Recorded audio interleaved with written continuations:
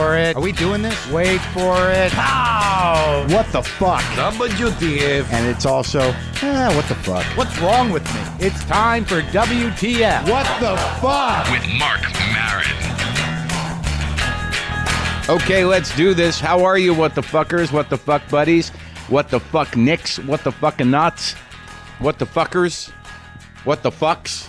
All right, enough of that. Enough. It could go on forever. The list keeps going. It keeps going. I hope everybody's well. I am doing okay. I'm a little frazzled. I'm a little disjointed. I'm a little detached and disconnected. I've been traveling. And I find that once that I'm in a relationship again, that I'm in a relationship that I want to be in with a woman, that I go a little crazy.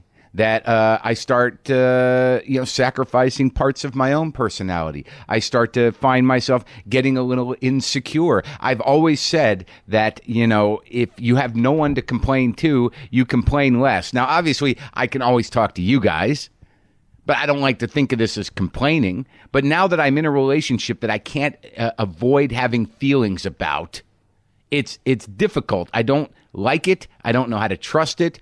It causes me great stress because if I'm connected to somebody emotionally, it's got to be a disaster on some level. That's the way I'm trained. Hey, I really like you. I'm fucked. That it should just follow that. I really have feelings for you. I'm in such fucking trouble. You can look at me when I say that. When I look at a woman and say, I feel the same way about you, or I have feelings for you. I should just say, do you see me spiraling downward? Do you see the plane crashing? Do you see smoke? Do you see burning? Do you hear a history of bad relationships screaming in the back of the plane as we all sort of head fast into the ground, into the mountain, into the ocean, wherever the fuck it is? I'm spiraling a little bit. But maybe that's not your experience. Maybe you people are completely capable of trust and intimacy and saying nice things and enjoying a plate of food together and saying, "Can I taste that? Oh, that's really nice. You ordered well." It just drives me nuts. Completely fucking paranoid. I'm trying to be honest. I'm going to try to stay, straightforward here, but I always have conflicted feelings. How come? What the fuck is wrong with me that I can't even be in a relationship and be happy about it? If it makes me happy, shouldn't that be good? No, because I just know that I'm in trouble. That somehow or another, if I'm feeling happy, I'm going to be hurt. It's ridiculous. What am I going to do? What am I just going to sit at home and masturbate and have shallow relationships for the rest of my life? Just sort of detached sexual relationships that. Pow! Oh man, did I shit my pants on that one? JustCoffee.coop. Am I avoiding the conversation? I am. I'm starting to feel like a fucking loser. How about if I just, roll with it? I love when people say that. Hey, you're having a good time. Roll with it. I don't hear that the same way most people do. I hear, why don't you roll over it with your truck, and then put it into reverse and roll over it again until you just flatten the fuck out of it with your fucking insecurity and insanity. It's just, I really thought that so much of this shit that I'm dealing with right now that's coming up because I met somebody, I thought it was past it. I really thought that all the anger and all the ridiculousness and paranoia and the distrust and all that shit, I thought that if I just didn't deal with it, that it would go away. That it would just go away. Like as I got older, that shit, that emotional baggage and insanity would just go away. Hey, I'm older now. It's just not there. That shit never goes away. It's like frozen in fucking time in my goddamn brain, just waiting to be activated. I'm like a Manchurian candidate that has been programmed to destroy relationships by my parents. The evil empire of my parents has created a Manchurian candidate in me to get into any emotional situation and just destroy it from the inside. I need to be deprogrammed. God damn it. Love is tricky, man. I guess it's not easy for anybody. And whatever, life is short, right? Whatevs. So I saw no other alternative than to consult Patrice O'Neal. Now, look, this is going to go either way. I don't know what you people are going to feel about this conversation. I know that Patrice is very engaging. I know that when you're in a state like my own, where you're a little fragile, a little sensitive, thinking things through, a little brokenhearted, a little hurt, that his leadership qualities, his ability to explain things and put forth his philosophy on things, it's hard to avoid. It's hard not to get sucked in. So I'm going to have a talk to Patrice about women, hopefully about race, about other things. See if we can, get under there and see what's going on with him. I've always liked Patrice. I've never been able to get a word in edgewise, but maybe this will be different.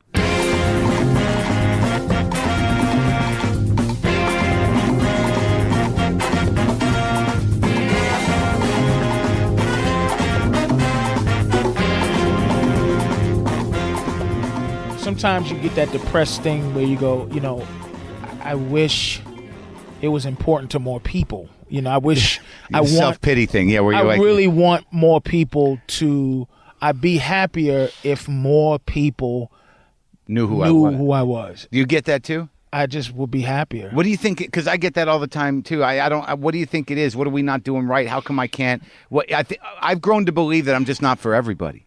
What the hell am I going to do? I just had this conversation with Opie, man, and it's like I'm thinking that if I was a vegetable and I was a Brussels sprout, yeah, and I was going, man, I know people love Brussels sprouts. Yeah, I just have to get out to the people. But you go, you know what? People might not like Brussels sprouts, man.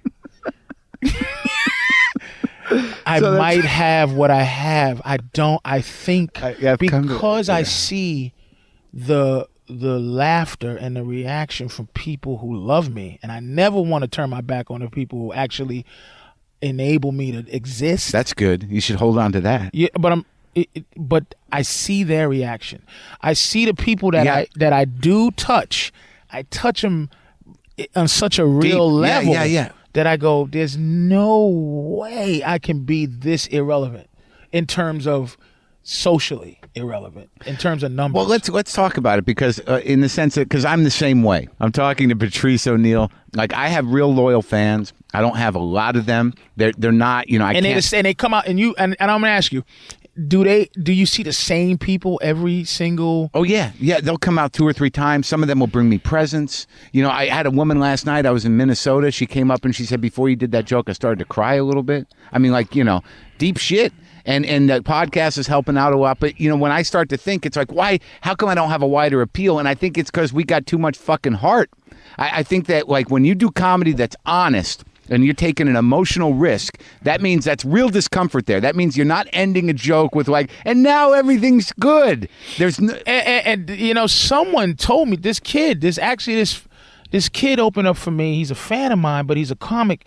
But he revealed himself to be a real fan. Yeah. And we talked, and I think he's been wondering.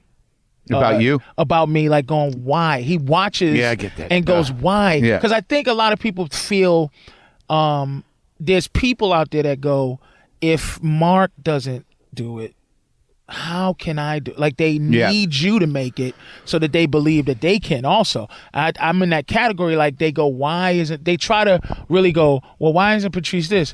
Oh, and they try to go, oh, that's why. But really, there's a lot of people in the business who are terrible human beings. I'm not a terrible human being. I'm actually, I'm loyal. You're an honest guy too, which can work against us. I'm trying to be honest because I know that I have skeletons. I know that I have issues. I know that I have things in my life that, I always said I know why. I know exactly why Michael Richards and Pee Wee Herman, why their careers suffer, is because they had put themselves out there as these people who were fun-loving. Right. Their characters clowns are just yay. Yeah. So when one goes nigger and the other one is jerking off, he has a kid's show. It's like he was living a lie. And when people expose you for lying, like the Tiger Woods thing, I always thought he should go, hey man, look, my wife. If he had said this, my wife won't lick my asshole. Yeah. I love it licked. Yeah. This waitress licks my asshole. Yeah. I should be able. When should he have said that exactly? As soon as they put him in a corner, as soon as I noticed something about, and this is talking about comedy. Yeah. I noticed a long time when I'm bombing. Yeah. When I'm bombing, the worst thing to ever do is try to not bomb. The best thing to do is take everybody to die. Everyone dies. I'm not dying. Yeah. You're going to die with me. Yeah. I'm not going to try to win you back, because I noticed about people, Yeah. people are, when power corrupts, when Yeah. an audience sees that you're struggling and then you're trying not to struggle and you need them not to struggle, they get worse. They don't get better to try to help you dig yourself. They want to put the dirt on your grave and watch you fail. So I go, well, guess what? You're going to watch yourself. Everyone's going to fucking be miserable. And when there's hecklers in the audience who are letting, and then I don't get mad at the hecklers. I get mad at the people. You're going to allow this guy to ruin our relationship. You know this is going nowhere. You know that I'm finished with him, yet you won't have him removed. You'll let this piece of shit fuck up you know what? You getting what you fucking deserve. You're letting it happen. You fucking weak people. You're weak. So you think this might be why we're not I love honest shit, man. Yeah, it's the only way. But when you do that, have you ever pushed them? Have people walked? I used to walk because I do a lot of stuff about women. I generally don't like what women are. Which is what? As I generally don't like living in a world where being what a man is a horrible thing, and no matter what a woman is, it's a wonderful thing. This is what they're doing. They are the society. They're bringing men down, and women are up. But they don't understand. Women are getting their cue from men. Meaning, so if you're a woman and you're going, I want to be the most successful whatever I want to be, you're looking at the most successful man. You're competing mentally with men. I want to get the most. Women aren't going, I want to be. Why don't women think in terms of the king and queen system? It's a beautiful system. The system is, if I'm a man, okay, and I see a fucking bum woman, a woman has nothing, she's dumb, fucking, if I marry her, she's now the highest level she can be. She's the queen. Mm-hmm. You can't get higher than the queen. Right. It's a great position. Right. It's the baddest bitch in the land, but the queen is the king's bitch.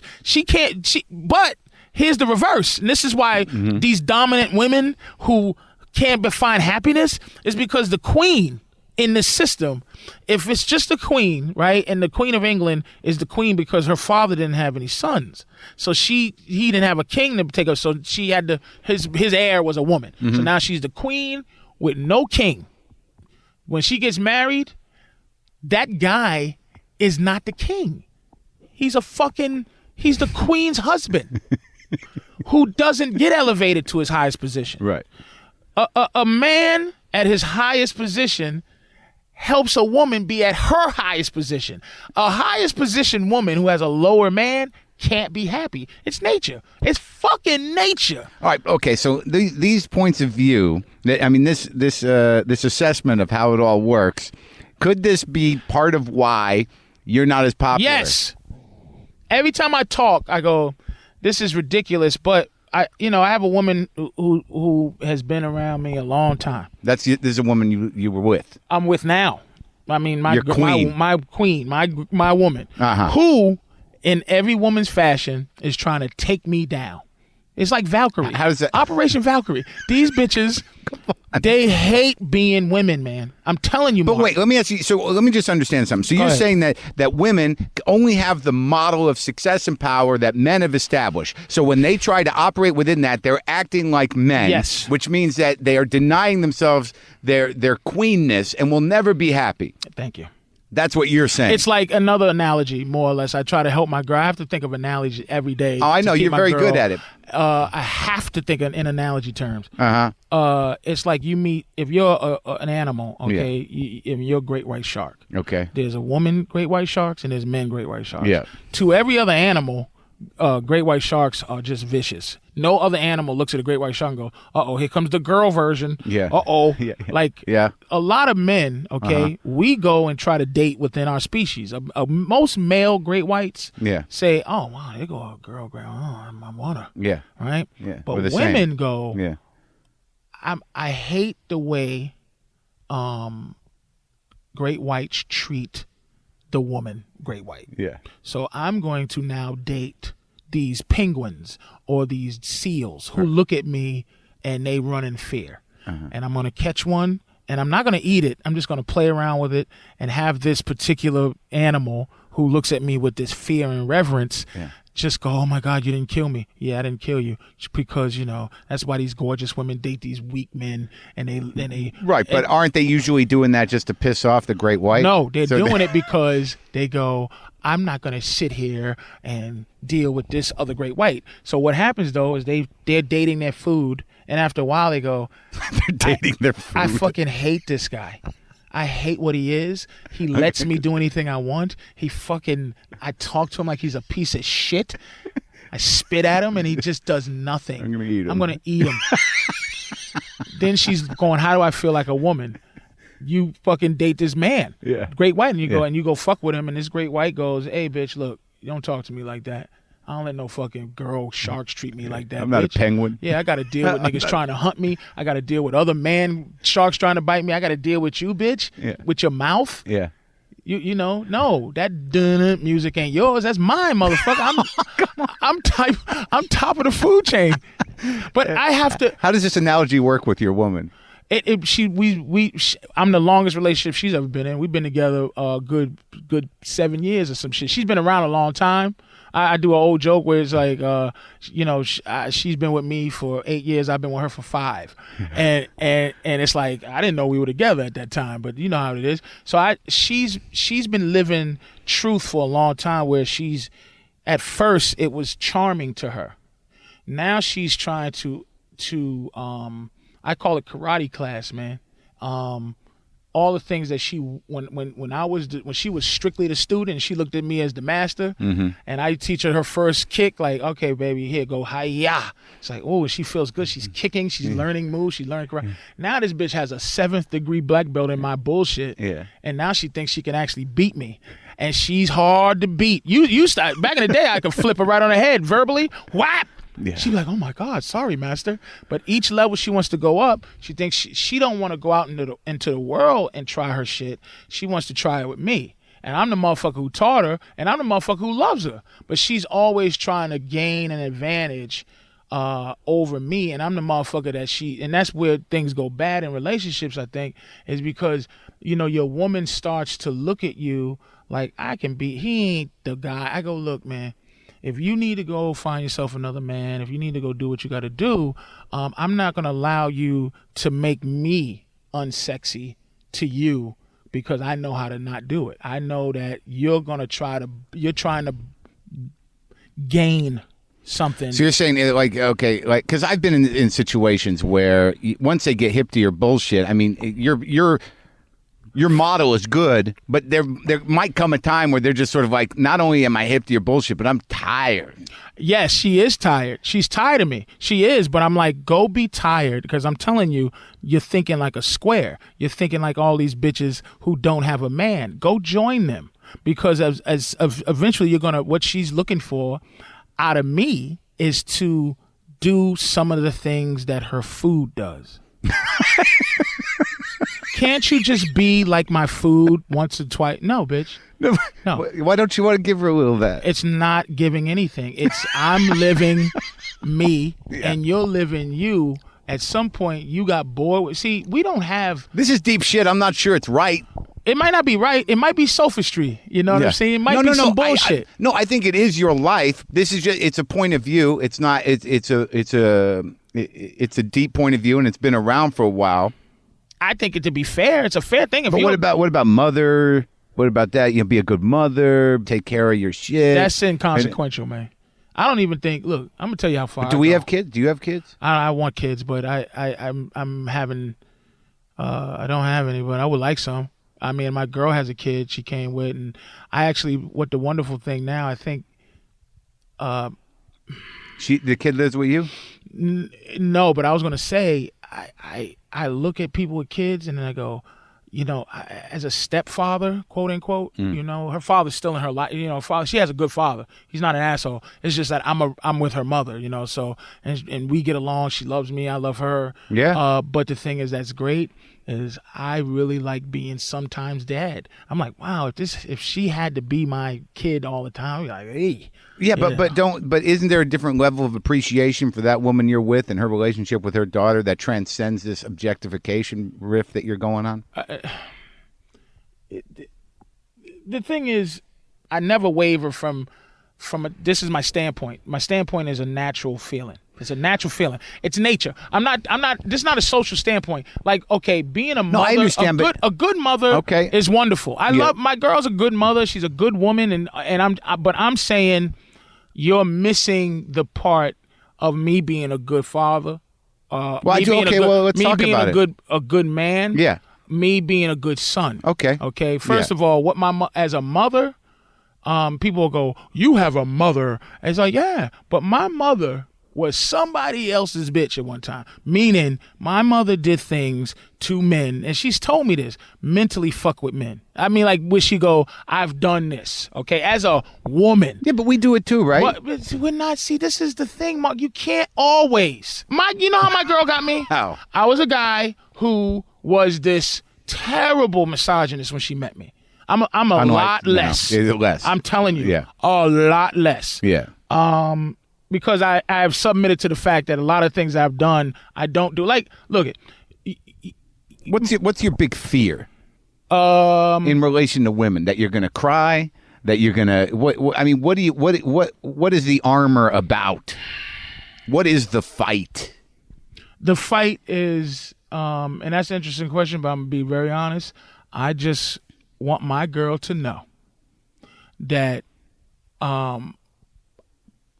my natural instincts stopped once I said I made a decision to be, quote unquote, a good guy. I know that fucking a lot of women is bad for her. She don't want it. She wants commitment, and she wants a monogamous relationship, and I give it to her. And I just want her to know that it's not. I just want her to always value the sacrifice. I want her to value that. All I do is want women to understand what we are. What we are. I want a lot of fucking women. Like, I just every day I see a woman that I go, man, I want the opportunity. I have a decent house, I have a decent car. I know I have. It's like being a fisherman, right? Right. And this is, you fish as a fisherman, Mark. Yeah. As a fisherman, if you're a sport fisherman, cast my line out as a sport fisherman, sir. Which is a lot different from fishing to live. Fishing to live. Yeah. You just thank you. Okay. Do you see how you get that context? Okay. Yeah. Now, you go out there and you try to catch this fish. Yeah. Okay? And you do. Yeah. Okay? Yeah. Like any other sport fisherman, you catch the fish, you show it to your friends. Yeah. You take a picture. Yeah. You look at it. Yeah. And you throw it back in the water. Right. Now, your girl is in your life, or your wife, or anybody else who's a significant person in your life. You don't show her the is a fish that jumped back on the boat after you threw it in the water. Have you worked this out before? Because you caught her, she keeps jumping back on your boat. Mm-hmm. And you're sitting there going, listen, you don't come out, because usually some fish get the idea that they swim back into the ocean and hope you come back again to catch them, or you got lucky enough to catch it. But the fish that's in your life was just flapping around your boat. She'd run all the other fish away, so that at some point you go, fuck, I just, listen, and then she goes, you go, look, I my job is to catch you and throw you away. Then she's like, what the fuck? Is that what I am to you? And as a man who has that dichotomy, you're just trying, no, I don't misunderstand. I'm not a piece of shit. Yeah. No, you're the last fish I wanted to catch you, and then be the last fish. Then it's like, okay, good. Okay, now we're dating. So every time you come back, now, okay? Yeah. You go, okay, I got this fish. Now your fish goes, you love me. You go, yeah, I love you, fish. All right, now that you love me, why do you still have your boat? And why do you still have your pole and all your bait? So are you saying you want me to stop being what I was to get you? So what that means is when I stop being what I am, you start to look at me and go, you ain't even got a boat. There's a time where they go, you don't even have a boat. That guy has a boat. You used to be this great fisherman. But why don't you say, well, you can't even swim anymore? They'll never be able to not swim. My girl is gorgeous. If she plays her cards right, dude, there's never a time where she can't get something. Look, my girl got me to fuck with her. She was waiting. She just was waiting. She liked me, and she was waiting for some reason. You see my girl, and you go, why is she waiting for me to fuck her? Which gives me more arrogance because I know that women are better than us because a guy like me could get a girl like my woman. It's just because they love differently than we do. Yeah. What she did is finally, after all this time of kind of waiting and kind of being there, she invited me up to the house, and she put a T-shirt on and went to take a shower and stuff, and she's talking to me and same old, and she went to go turn the TV and bent down so that her fucking pussy and asshole was just showing as she picked something up, and she knew I was looking, and I'm like, oh, okay, it's in my face. And so she's, and by the way, here's the arrogance of having a vagina. She could actually, if I didn't fuck her then, she could actually be officially have the right to say that I'm gay. Just because she showed asshole and pussy and I didn't go for it then. I am a fucking fag then. That's how arrogant you can be with having a pussy. There could be no point where you could show your balls and asshole as a marker to pick a woman up or to fuck a woman and it be acceptable. Yeah. If you showed your asshole and balls, Mark, and as a hey, look at this. Yeah. You saying I make them objects? No, I could never do what they do. What she did to get dick, I laugh at her to this day. Because it's like, do you see what you showed your asshole and pussy? That's right. But in your model, that's how else is it going to go? They're acknowledging that they've got this and that you want it, and they want this. And let's go back to where there's never. I know you've never met a woman, Mark, who has taken responsibility completely for what she does. Exactly. Because that laugh says you didn't, because you would have had a contrary opinion. You've never met a woman that went, yes, I'm just wrong. Now, all right, so why don't you present this to the people? Maybe the reason why you're feeling disappointed in how many people understand you or how many people want to be in your audiences, that maybe the comedy thing is just part of it. Maybe you need to build this larger, broader fellowship of rough truth. This is almost pimp shit in some way. To be honest, in my worst, I can really say the worst days, where I had a lot of women around. I didn't date any of them, but they just love me. I go, damn it, these girls like me enough. These girls listen to me enough. I'm not hiding any of them from each other. I could be a pimp, and I realized why I couldn't be a pimp, because I'm a good man. All of this shit is based on this is not based on being a pimp. This is based on being a good man, where I go, holy shit, I realized something. I could never live with myself as a man. Allow my woman to sell pussy and give me all the money. I couldn't do that shit. And I realized there are women who get hit in their relationship, and you go, why are you staying with that man? Because I love him. Why? There's women that work a 9 to 5 and give every dime to a fucking bum that's in the house. I just love him. She's a fucking hoe. and he's a pimp. Now it's a matter of, do you abuse that? I don't abuse my woman. I just don't want her abusing me, Mark. That's it. I don't want her abusing the fact that I'm a good man. Okay. Well, now we've got that about, and I believe that you are a good man, and your system seems to work for you. Dude, man, it's a hard system to sell out there on the road, because what you're saying, a lot of what you're saying, it may be true to a lot of men, but a lot of men aren't going to admit it publicly, and they certainly aren't going to sit there in a comedy room and listen to you say that and look at their woman and go, "Huh, that's us." Well, but I'm saying like Lopez. I read this thing. Lopez got busted cheating. The boy got busted prostitute. It might be some fucking bullshit. Strippers, right? Right. Yeah. Pay for some pussy, supposedly. Right. But if you look at a lot of the guys' wives, I mean, George Lopez, his wife she gave him a kidney. She's a fucking soldier. And as a man, if he cheats on her with strippers or hookers, as a man, there should be men that stand up, Mark, and go, okay, in the cheating world, he did the right thing. He doesn't have a side bitch that he has kids with. He's not keeping. He went and got these girls look better than my wife pussy. He's the most famous. And I'm paying for it, and it's not going to follow me home. Yes. But yet it followed him on the newspaper. In the computer. He's the most famous Mexican in the world. He's a funny looking guy, and no offense. If he's honest with himself, bad skin, funny looking face. And there's some motherfuckers that will fuck him. And he should be able to fuck a little bit. I understand that. But, the argument that works against that in your system is that women they're always going to be able to get another one.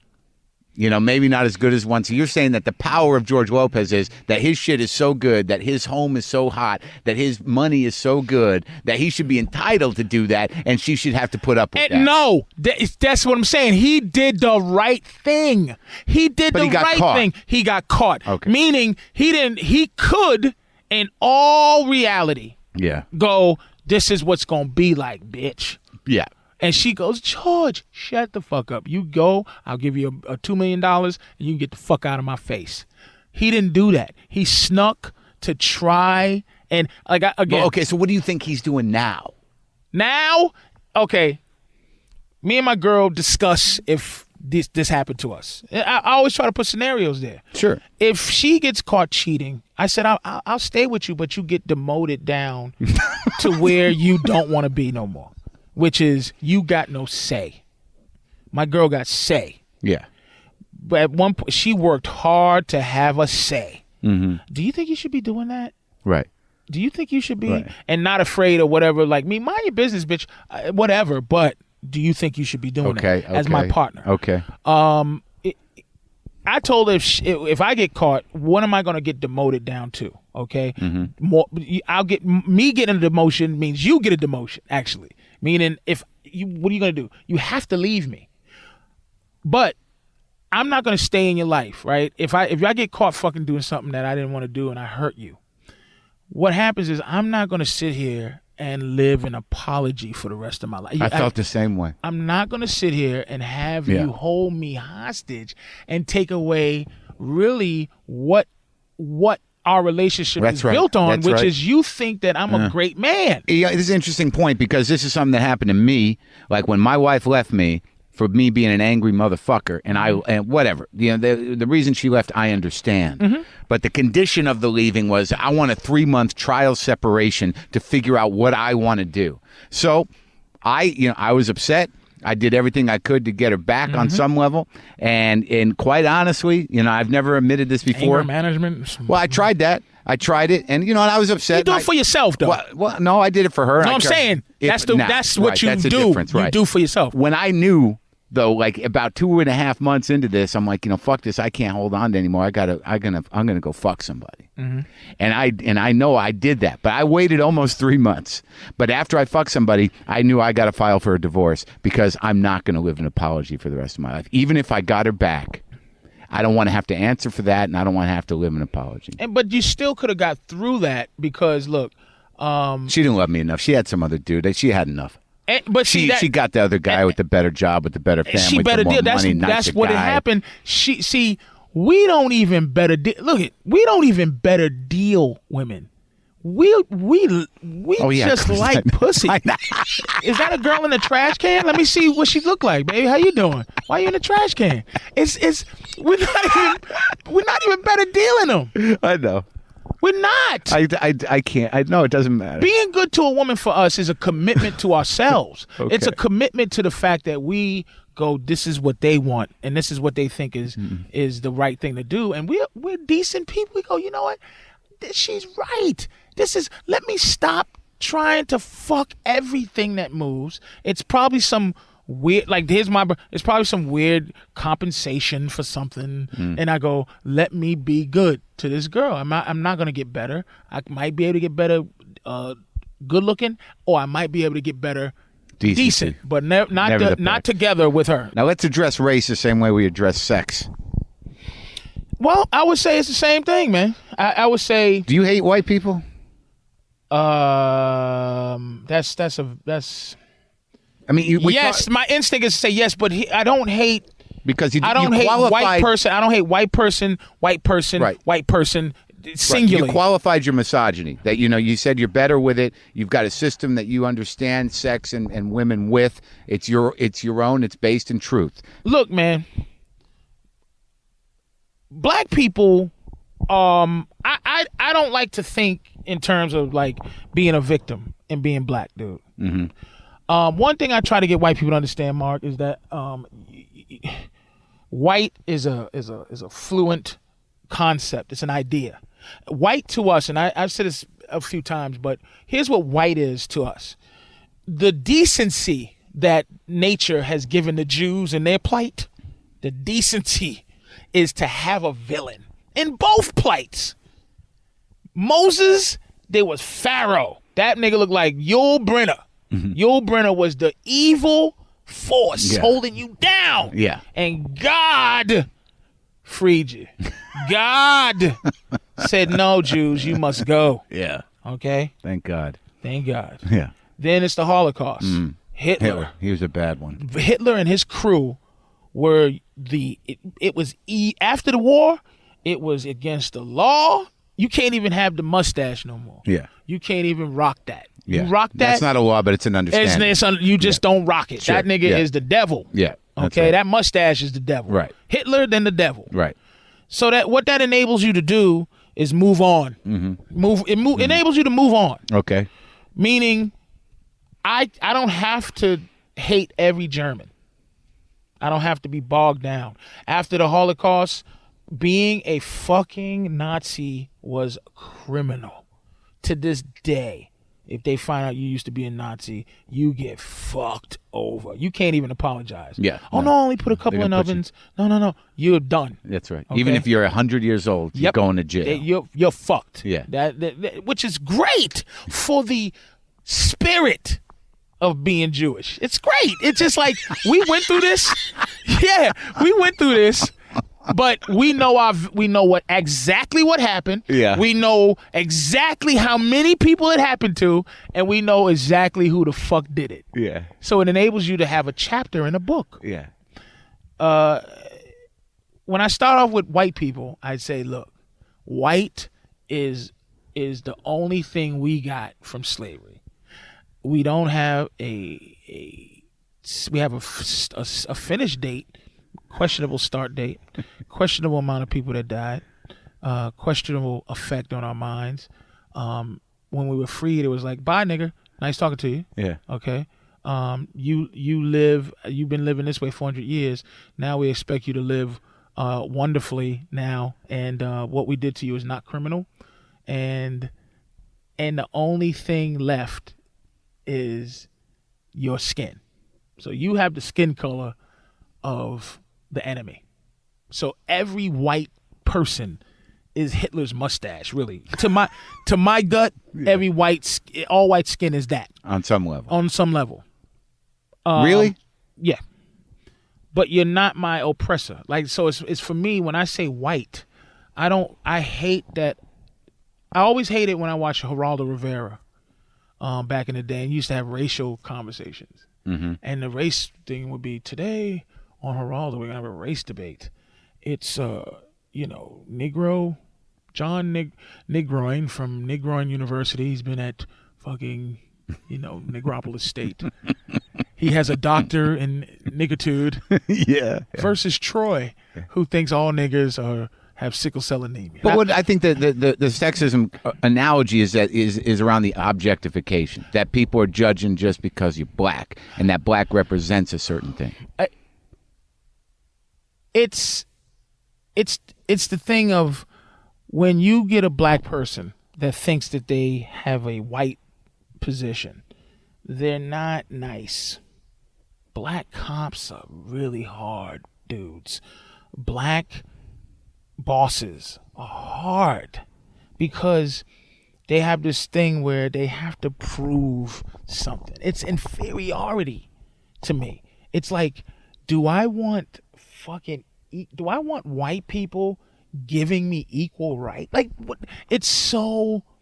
Do I want a white guy apologizing for slavery? I don't. I think that I have a equality or a non-equality based on person to person fucking thing. And I think that black people have been put in a position where we have been given something that can be taken away. And that's the meaning. After having been stolen and demeaned and dehumanized, then all of a sudden you are given this? I think that the freedom in which black people have is it's in the context, man. It's conditional. It's conjecture. It doesn't exist. Yeah. It's a made up theory because it's based on love that we don't have for whatever reason that is. Whatever reason, I think black people are kind of like Sylvester Stallone at the end of First Blood Part 1. Yeah. You ever see that movie? I don't think so. You never seen First Maybe Blood I Part did. 1? I can't remember It's shit. fucking not operating at your level of intelligence. No. You should have saw that fucking movie. I'm sure I saw it many times. What happened? The scene is this. At the end when he goes, yeah, I just want this country to love me as much as I love it. He was this Vietnam guy and he's ranting about why does the country hate me for doing what I was told to do. In Vietnam, right. Black people, I'm not speaking for all black people, but I feel that way. It's like, why the fuck do you hate me, motherfucker? Black people should be flying shit in the buildings all day long. We should be insurgents. We should be killing white families, but we're not. We're not. We're fucking good, man. And we get treated like dog shit. And we're always trying to figure out how to get white people to fucking, and like a lot of white people, I got that fucking monkey on my back where it's like, don't fucking, if a white guy goes, you're very, shut the fuck up, nigga. I don't need you to fucking validate me, bitch. You know what I'm saying? I don't care about your fucking love for me. You know what I mean? Stop. We trying to work for this love that it ain't gonna happen. And I don't want no legislated love. I don't want the fucking N-word in my life. If you feel nigger, you could call it flowers and pudding, but it's fucking feeling like nigger. So the N-word, I gotta listen to the N-word describe a word that I've never even heard before the N-word was existed. I never heard anything where I go, okay, put nigger there in place of that word. But the N-word was invented so that you can say nigger somehow. So you found a way to fucking say nigger.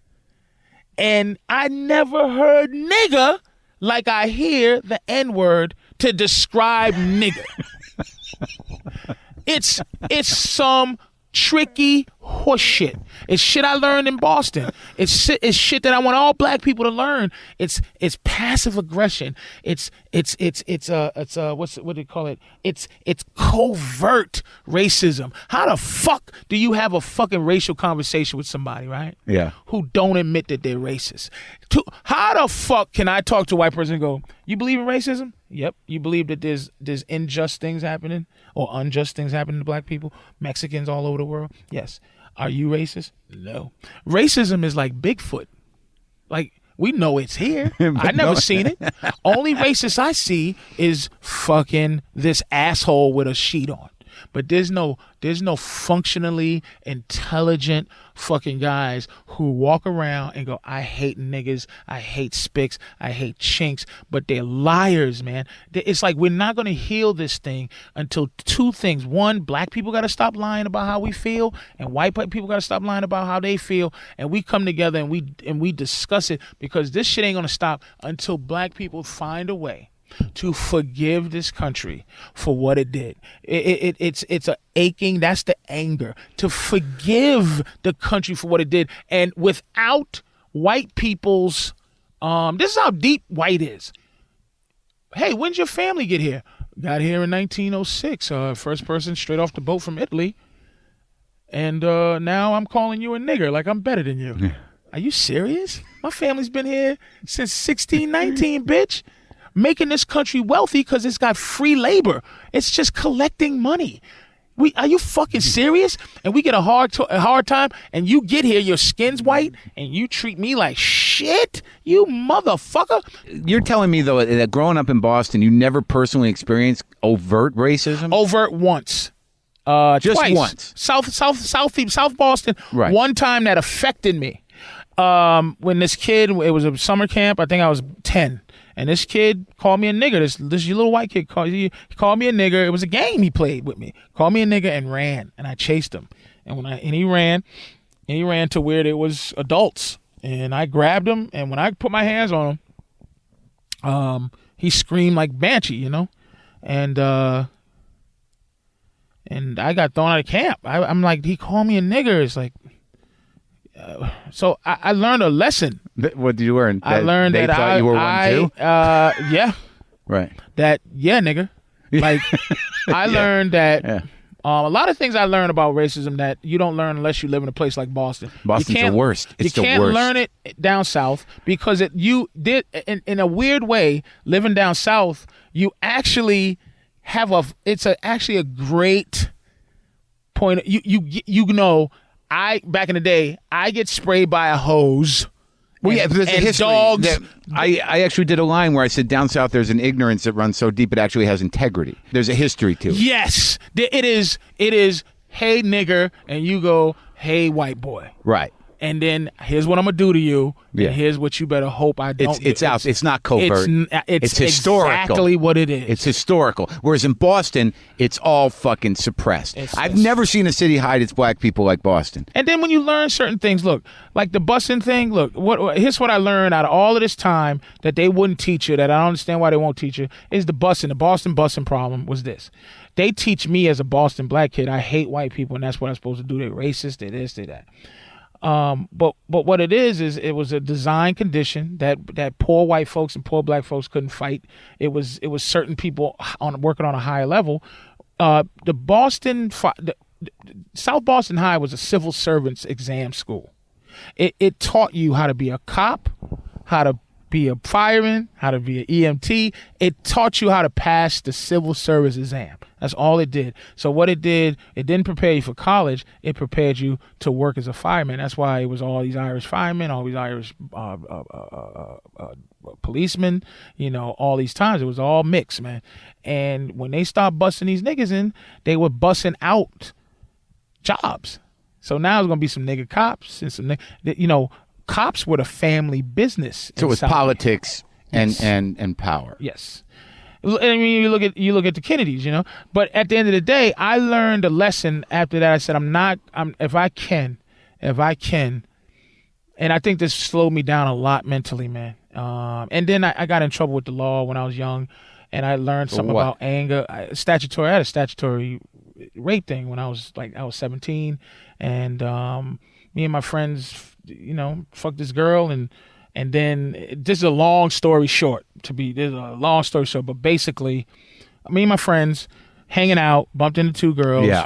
My mother was out of town, so I had the house to myself, and you know, we brought them back and we had a good time. Yeah. And then, you know, dropped them. Everybody seemed to be happy. Afterwards, you know, you don't know about not kissing and telling. You know, when you're young, you're like, hey man, we had a great time. This girl sucked dick, and we basically were doing a porno. Yeah. And so we told the wrong people, and those people said, ooh, all right, I know that girl. So instead of like just taking advantage of the fact that she was just a natural hoe and doing a little work, it was like, hey, I heard what you did in Boston. Why don't you do it to me? Or I'm gonna tell everybody. So they did it, and she's like, I mean, fair to her, you know, she had to protect herself, and she's just like crying and emotional about what's now imminent. Like, what is everybody gonna come? Fucking blackmailing me for get their dick sucked. Yeah. So she cried to her brother and said, "Oh man, I got raped today." And her brother went to go fuck these people up. And then as that's going on, he's fucking. This is a week after or 2 weeks after we was messing with. So after after that situation, she's like, okay, I got raped today. And then it's like, I got raped last week too. Oh. So how old was she? 15. Yeah. 15 and 17, but I went to jail for that. But it was a weird thing. How long were you in jail? 2 months, 60 days. Yeah, because it was like I got lucky. It's weird. I have this on my record, but I got lucky in terms of this. It's Suffolk County, and I know guys that have gone to jail for the rest of their life. I happen to have bad lawyers, but a great judge. In jail, what was that like? It was more fear than they send us to a place called Concord. Yeah. And MCI Concord was very dangerous because it was, I guess you seen Star Wars, right? It was like, you know, that planet that where everybody was hanging before they went to go off into the other shit in the solar system where they was playing the band. Where you from? I'm from the Mogos system. Right. But MCI Concord was like that. It was like murderers, arsonists, fucking gamblers, everybody from the worst crime to the least was sent there. It was just did they send people who didn't have long sentences there? Or? That's what I'm saying. Right. So guys who were actually sentenced to 60 days were sent there. Kids, I mean, and it was my worst nightmare, meaning I was not a jail guy, man. I just wasn't a jail. I was like, I don't even know what the biggest, it's like. Well, how'd you handle it? What went down? Did it get fucking bad? I'm a big guy. Yeah. And I'm a funny guy. Yeah. I mean, I was funny. Yeah. And I was big. So the biggest thing was that I had a rape beef over my head. Yeah. And the idea is that, you know, those guys get a bad time in jail. And I'm like, oh man, what's going to happen? I mean, you got to understand, I was not fit for that. Yeah. I don't think anybody is. Some people are. Some people are prepared to go to jail for things that they do. Gangsters are ready for jail. No, I get what you're saying. But I mean, fit to be a kid in jail. Yeah, I mean, I was a kid, dude. I mean, and you know, whatever. I mean, so when I get there, I'm not trying to be hard because I know I'm not hard, but I'm just trying to be right, and I'm just trying to go, oh man, fuck me. I'm hurt. I don't know what's going on. I'm in jail, man. I don't know, but I did all my soul searching because he sentenced us. It was weird. He was doing us a favor, but the only thing he did really wrong was I'm an adult and it's on my record for the rest of my life. And people not unlike murder. It's like murder. There's a story. Yeah. Like you go, I went to jail for murder. What happened? I was fighting a guy and his head hit the hydrant. And he's like, oh, okay. There's stories. You hear rape, you go, oh God, he took pussy. You go, wait, no, there's the story is just a lie already. Like whatever the story is, it's got to be you're bullshit. a rapist. No, wait. Nothing. I was 17 and my dick went into a 15-year-old. Now the rest of the story is the story, but I didn't go to jail for taking pussy. Now whatever there's all kind of mental shit that can happen to a woman under even any circumstance, whether she gives it up or not. Right. It's like psychologically, I don't know what that effect is. I'm not trying to be innocent sexually because I was doing some deviant shit, but it wasn't taking pussy. It was having a good time. Yeah, whatever. Whatever. Yeah. Which ultimately in jail, I'm keeping my head low. I'm playing basketball. I'm just living, and so these guys, these guys that kind of had a heavy rap, and they were there because they were transferring these guys to another prison, and they all were friends. I think they all had did the same crime or some shit. They were tough guys. Yeah. They were all named after southern states and shit. It was like these guys, and they White guys? black guys. No, Uh-huh. I don't answer to white guys if you're black in prison. Like Yeah. white people, we played ball together, but what you did was you. Yeah. Plus, Concord was the place where it wasn't those gangsters were there, but it wasn't a whole lot of gangster shit because people were being assessed on where they were going next. So you either could go to Walpole, Cedar Junction, or you could go to fucking Knoxbury Farm. Right, holding station. Yeah. So these guys, they said, look, what's going on with you, man? And I go, what? I'm going, oh man, I'm like, what's? They go, well, what you in for? I go, well, this is the title of my crime, and Yeah. and they go, well, and they're making me walk around the yard with them. Yeah. And I'm like, oh God, they're gonna probably walk me to this blind spot here, and they're gonna do something. Oh God, and they go, oh man, talk. And they used to call me Heavy D. Yeah. And Heavy D, hey man, come here, Heavy D, let me talk to you for a second. So it's like 4 of them. Yeah. We're just walking around the yard, and I go, well, I did this, and this happened, and then the boom, and then the boom, and then they go after like 2 walks around. They go, you in here for pulling a motherfucking train? You in there? I see, and they go, everybody in this motherfucker did that shit. And you in jail for that shit? You in jail for doing what motherfucking niggas do? And I go, and they said, they gave me a pass. They go, look, don't let me ever hear you locked up again. I said, thank you. Ever since then, life got better. But then I had a friend, life didn't get better because the nightmare of jail got to him mentally, and he never could get out of it. He wouldn't take a shower, and he Who, this guy? my co-defendant, as they would say, The my kid? friend, my best friend, one The of my best 15-year-old or the other guy? There were 3 of you? It was 2. It was 5 of us. 5 guys, 2 girls.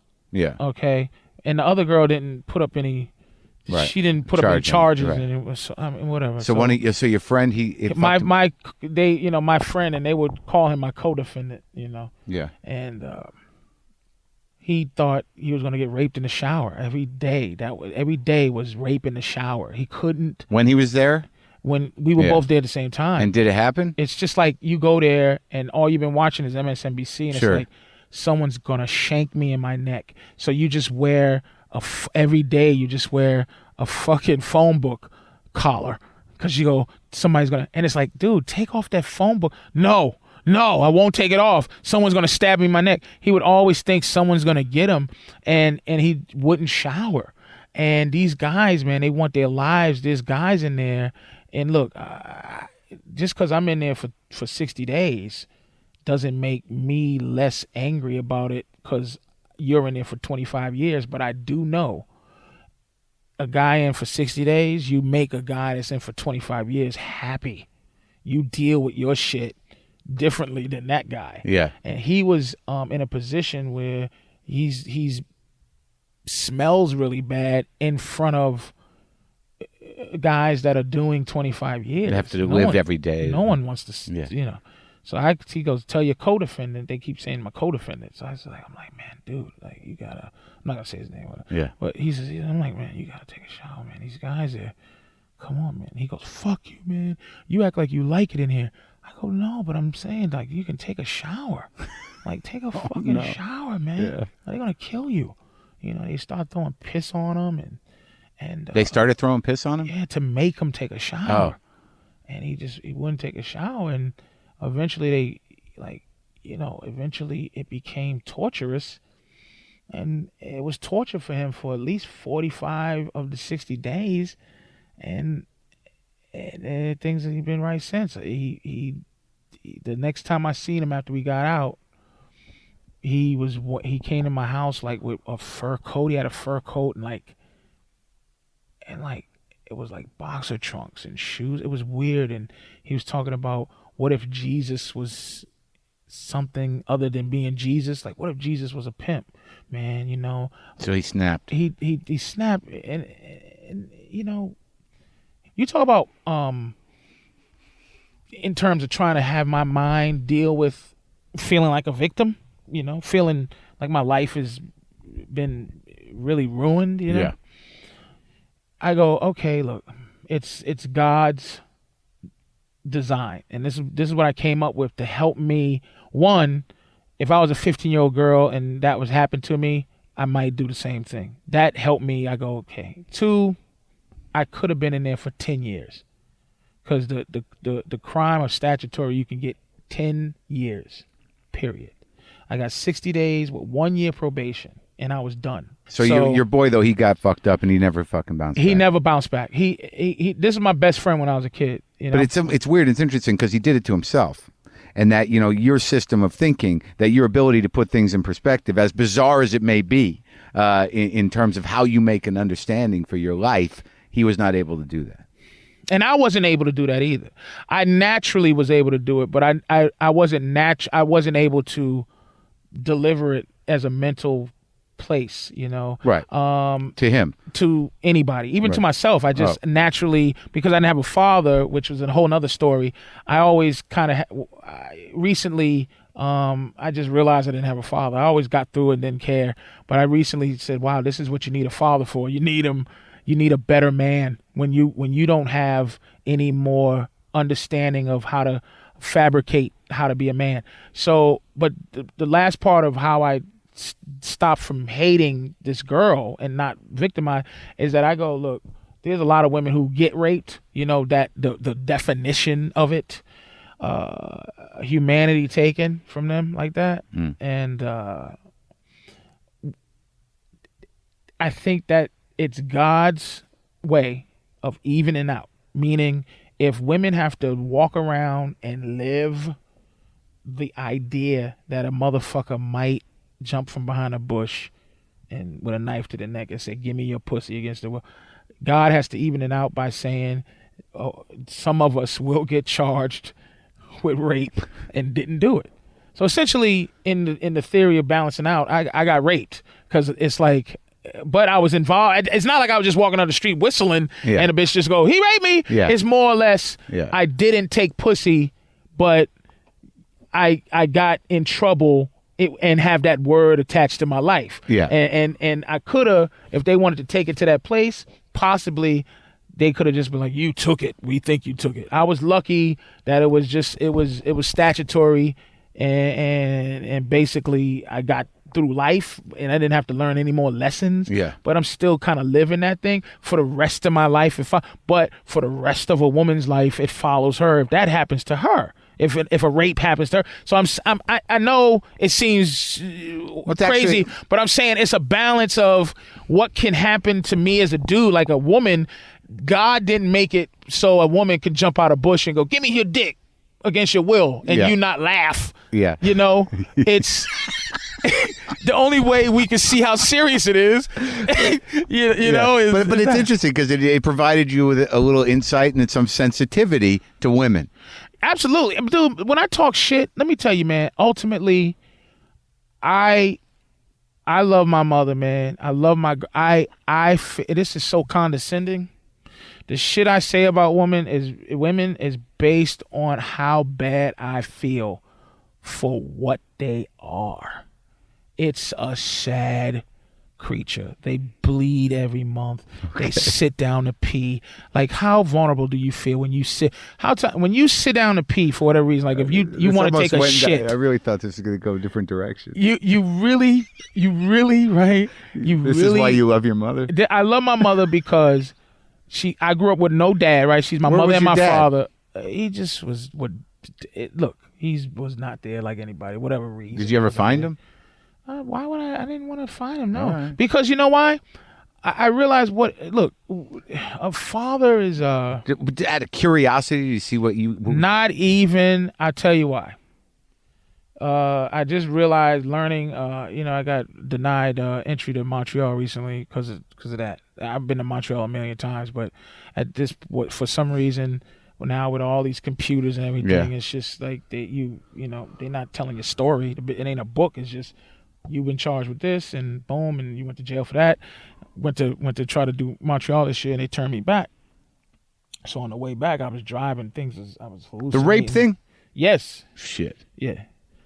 So I'm driving back, and mentally, I had reached almost the acme of my madness that I had on my own, and I driving. What do you mean?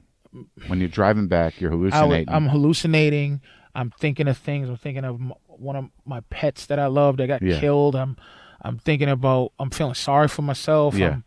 I'm thinking, oh man, it's just, why do I need it? Why? I'm starting to think about God, like, really, my mother's telling me, saying things to me like she's being motherly. She's saying, hey, look, God takes things away from you, so your hands are empty to hold better things. And, all of that kind of advice stuff. And I broke down like the next day. I got home, woke up, talked to my mother, was talking to my mother, and I realized that I didn't have a father. I realized what a father is, it's an older man who just loves you and gives a shit. And men, when you fall, men say, get up now. Then you see what's injured. But a woman, my mother wants to heal me, stay down, check your wound. Let me see what's injured. Then let's get you up. But let's make sure you don't get up first, because if you could be hurting more if you get up now. A father, I just never had an adult man older than me that I could just look at like, this is my mentor. I started getting emotional. I'm getting emotional now because I went my whole life. This was recently. This is like last week? This is last week.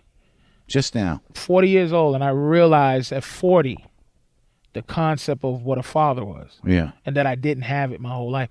And it's been killing me. Like when I first learned, I finally learned that, because I was always trying to be logical to what let me tell you, it's easy to not be in a child's life.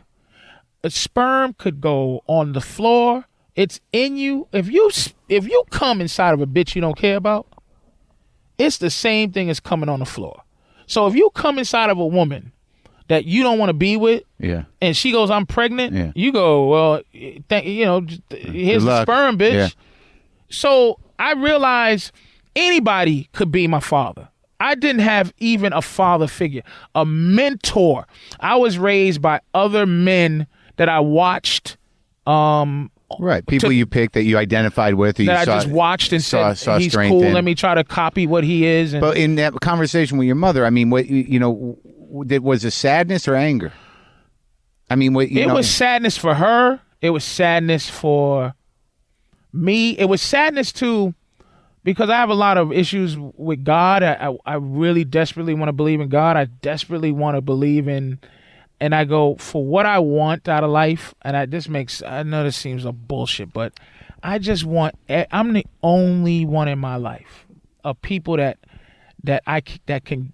I'm the only, unless somebody hits a lottery, I'm the only one for about 7 or 8 people that could help elevate life, because I'm in show business and I've been in it 18 years. My mother works, and she's going to work till she dies unless I make it. One of my good friends, he works, and he's going to work till he dies. My girl, she has a show business like heart, but her kid, a couple of comics that are good friends of mine. It's like, if it ain't me, dude, it ain't gonna be nobody. And I just want that. I just want it for them. I always thought to myself, like, I could change now. I could go, okay, well, I'm gonna take it in the ass. Like they say you're supposed to in show business. I'm going to take it in the fucking ass. Do whatever's necessary. Yeah. And if I take it in my ass now at 40 and realize that it's like, this ain't so bad. I'm taking it in my ass. I got a $2 million check. My mother got a house. And my ass it ain't even that. It's just right in my ass. It's not even hurting. That I'm going to be even more miserable because I should have been I didn't have enough sense or a mentor to say, take it in your ass at 20. Right. So I'm going to go, if I'm wrong now, I can't live with myself. I gotta ride this out. I you're a little gotta stuck. ride this out. I gotta ride it out. And I don't know if it's gonna pan out. And I really would love for it to pan out, but it might not. And it made me sad because my mother, she's diabetic, and I'm diabetic. Okay, and I cut my foot, and I think this got me emotional too. I cut my foot. You know, you cut your foot as a diabetic. It's dangerous. I cut my foot. You know, the ravages of diabetes haven't started truly hitting me hardcore. Starting to hit my mom's. You know, feet looking bad, and you know, she's limping. She's breaking down. Watching her break down. And I cut my foot, man, and she jumped on. She just was mom. She cared about my fucking feet, and I'm looking at her feet, you know, swelled up, and she just was making sure my feet were okay. And I'm just like, what for? Like I suck. I'm like, I suck. I go, my mother's still looking after my feet, and I'm like, I just want to look after her feet, but I would never motherly be able to look after her feet. I can only financially look after her feet. Get her the best foot doctor. Money's no object medicine. Yeah. Great bed. Yeah. Whatever techniques are out there. Yeah. And that's what I need to do to look after her, but I don't have it like that. Yeah. And this is the only way I'm going to get it. And it's just too late for me to I'm realizing shit too late. Yeah. That I'm driving, you know, back from you know, Montreal, and I'm going, what? Did I just realize that I didn't have a father? Did I just realize that? Just now, yeah. What the fuck is that good for? Are you fucking serious? What a waste of time. But that's not true. You know, it's interesting just from you talking to me, and I always knew this about you, is that, you know, you're going to parent yourself one way or the other. That if your parents were inattentive, or they were shitty, or they weren't there, or they were absent, you were going to figure out a way to take care of yourself, and you did. And that is what the gift of your brain is that all this shit, the way you talk about your life and how you make sense of shit, you talk like a father. You talk like a guy that's like, this is the analogy, this is the story, that this makes sense. But it's made me very logical, and it's made me very like pain. Yeah. Emotional pain. Mark, this is where we are stripping down the animal part as opposed to stripping down the psychological part, because remember, dude, I've already stripped myself down. You strip yourself down because you do too much thinking. So meaning you look at yourself, and if I go, you're a this and a that, Mark, you go, was that supposed to hurt me? Because I already discussed that with myself. I am a this and a that. What are you gonna do? It's still gonna hurt me. It'll hurt, but you'll go, I don't want to hear it. Yeah. I don't want it affirmed. Okay. But it's gonna you're self-aware. There's a lot of people aren't self-aware. Yeah. They're they're sociopaths. You know, I'm telling you, I wish I could take it in the ass. I tried to take it in the ass in 98, and I realized taking it in the ass hurt my heart. Yeah. I wish I can steal jokes and buy my mother a house based on the fact that I stole not only jokes. It's not like you stole knock jokes. You stole essence. You took it and you there's no justice. There's nothing in this game of virtue. And I've only heard one story ever of virtue that paid off, was Chaz Palminteri, where people were interested in Bronx Tale. They wanted to do Bronx Tale, but he said, I want to play the role he played. He played the gangster. Yeah, the gangster. I forgot his name, but in the movie. But he goes, I have to play this. And people go like, I'll buy this script for $100,000. He's like, can I play the? Nope. $500,000. I bought it. I just want to play the. And he went into the bathroom. He said, man, it's just maybe I should do it. And he stuck to his guns. And De Niro, he goes, I just want to play the game. De Niro goes, play him. I'm going to play the bus driver. I just want to see this movie made. And it panned out. But it's like, is that like the lottery? Meaning he hit the righteous lottery and everybody else is trying to scratch the righteous lottery ticket. And a little bit of luck, right? you know, and I'm like, you know, I don't want to be wrong forever. I just want to, you know, look, I think in this business you only got about 4 or 5 times to get on the amusement ride. I know. Yeah. Maybe. Yeah. I think I've been on the ride twice. Yeah, maybe. And me too. And when you get off the ride, you got to get back in line and go, if I want to ride this ride again, I got to stand in line, this long line. And the thing about the roller coaster is it's interesting. It clicks up. The click up is just great. Like, you're like, I feel it. Click up. Yeah. I feel it. People are excited. Yeah, they see me. They see I'm clicking up. They see I'm on the come up. They feeling good. It's feeling right. And then when you don't, the first time you're on the ride, you go, okay, what do I do? Then you go, wee, and you hold your hands up, and then all of the money flies out your pocket, and then everything's gone. When you get off, you go in the ride, and then it does that last little stoppage thing, and you go, everybody off, and you go, oh shit, and then there's a long line to get back on, and then you're in the back of the line going, this fucking ride ain't even that great, and you're like, that was it? Am I standing in line? And then you go, okay, my second time I'm going to get in line again. I'm going to make this ride better for myself. Click, click, click, click. Okay. And then, you know, now you got a pilot deal, and it clicks up, and you go, at the top, and you go, this time I'm going to put my hands in my pocket, and I'm not going to enjoy the ride as much.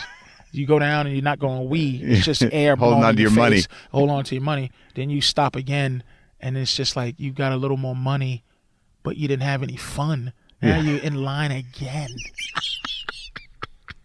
waiting, and you're behind a fucking cocksucker. You know who's doing your act? You go, can I get in front of you? You fucking cocksucker. And then I don't know if I get on the ride again, dude. I'm probably not gonna get back on, but I'm waiting. All right. Well, let's see if we both get on the ride. Thanks for talking to me, Patrice. All right, man.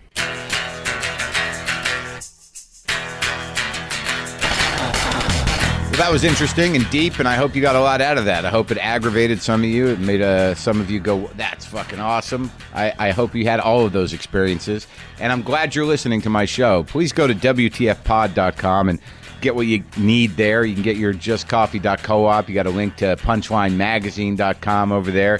Please get on the mailing list. I've been very diligent about doing that, and I guess because I'm so fucking proud of myself for actually doing it, I want you all to be part of that.